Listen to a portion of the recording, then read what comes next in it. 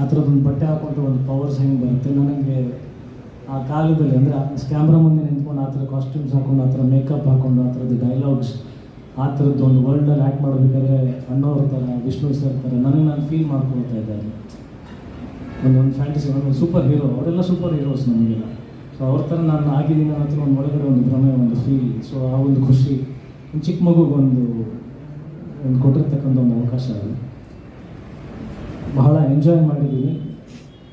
And Valentine's day, ಪ್ರೇಮಿಗಳ ದಿನಾಚರಣೆ ಪ್ರಯುಕ್ತ ಒಂದು ಪ್ರೀತಿಯ ವಾತಾವರಣ ಸೃಷ್ಟಿಯಾಗಿರೋದು ಟೈಮಲ್ಲಿ ನಮ್ಮ ಸಿನಿಮಾ ರಿಲೀಸ್ ಆಗ್ತಾ ಇದೆ.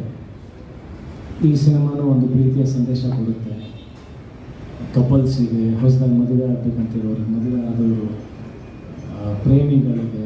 ಈ ಸಿನಿಮಾ ನೋಡಿದ್ರೆ ಬಹಳನೇ ಒಂದು ಖುಷಿ ಕೊಡುತ್ತೆ.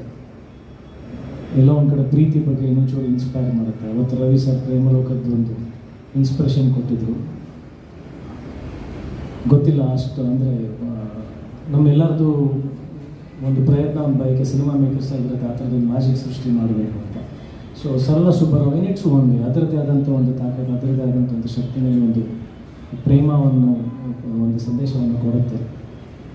ನಾನು ಖುಷಿಯಾಗಿದ್ದೀನಿ, ನಾನು ಕಾತುರದಿಂದ ಕಾಯ್ತಿದ್ದೀನಿ. ಯಾಕಂದರೆ ಬಹಳಷ್ಟು ವರ್ಷಗಳ ಶ್ರಮ ಇವತ್ತು ತೆರೆ ಮೇಲೆ ಬರುವಂಥ ಸಂದರ್ಭ, ಕಾಲ ಕೂಡಿ ಬರ್ತಾ ಇದೆ.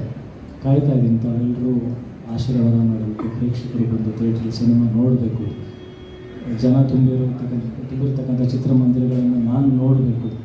ಆ ಥರದ್ದೊಂದು ಆಸೆಗಳಲ್ಲಿ ಒಂದು ಕನಸಾಗಿದ್ದೀನಿ. 12ನೇ ತಾರೀಕು ಸರಳ ಸುಬ್ಬರಾವ್ ಸಿನಿಮಾ ಬರ್ತಾ ಇದೆ. ಎಲ್ಲರೂ ನೋಡಿ ಆನಂದಿಸಿ ನನ್ನ ಆಶೀರ್ವಾದಿಸಿ.